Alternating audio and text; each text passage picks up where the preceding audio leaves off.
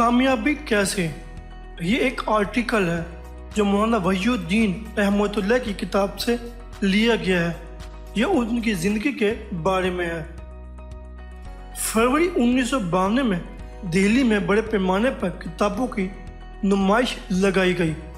فروری کو میں بھی اس کو دیکھنے کے لیے گیا۔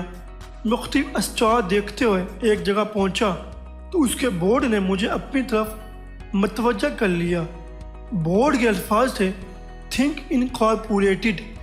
یہ اس بک فیئر میں ایک انوکھا اسٹال تھا۔ اس کا مقصد یہ تھا کہ لوگوں کو سوچنے کا آرٹ بتایا جائے، کیونکہ غلط سوچ آدمی کو ناکامی کی طرف لے جاتی ہے اور صحیح سوچ کامیابی کی طرف۔ یہاں مسٹر پرمود کمال بترا کی ایک خوبصورت چھپی ہوئی انگریزی کتاب تھی۔ اس کا نام مینجمنٹ تھاٹ تھا۔ اس کے 315 صفحات ہیں اور اس میں 1360 مفید اقوال جمع کیے گئے ہیں۔ مثال کے طور پر ایک قول یہ تھا کہ ہمارا ذہنی رویہ ہماری بلندی کا تعین کرتا ہے۔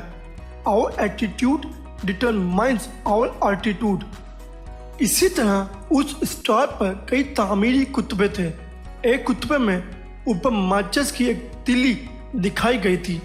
اس کے نیچے لکھا ہوا تھا کہ ماچس کی تلی کا ایک سر ہوتا ہے مگر اس میں دماغ نہیں ہوتا، اس لیے جب بھی کوئی لگڑ ہوتی ہے تو فوراً جل اٹھتی ہے۔ آئیے ہم ماچس کی ایک چھوٹی تلی سے سبق لیں۔ ہم اور آپ سر رکھتے ہیں اور اسی کے ساتھ دماغ بھی، اسی لیے ہمیں چاہیے کہ ہم اشتہار پر بھڑک نہ اٹھیں۔ ایک انسان وہ ہے جو بھڑکنے والی بات پر بھڑک اٹھتا ہے۔ وہ فوری جذبے کے تحت عمل کرنے کے لیے اٹھ کھڑا ہوتا ہے۔ ایسا آدمی ہمیشہ ناکام رہے گا۔ دوسرا انسان وہ ہے جو بھڑکانے والی بات ہو تب بھی نہیں بھڑکتا۔ وہ ٹھنڈے دماغ سے سوچتا ہے پھر اپنا عمل کرتا ہے۔ ایسا آدمی ہمیشہ کامیاب رہے گا۔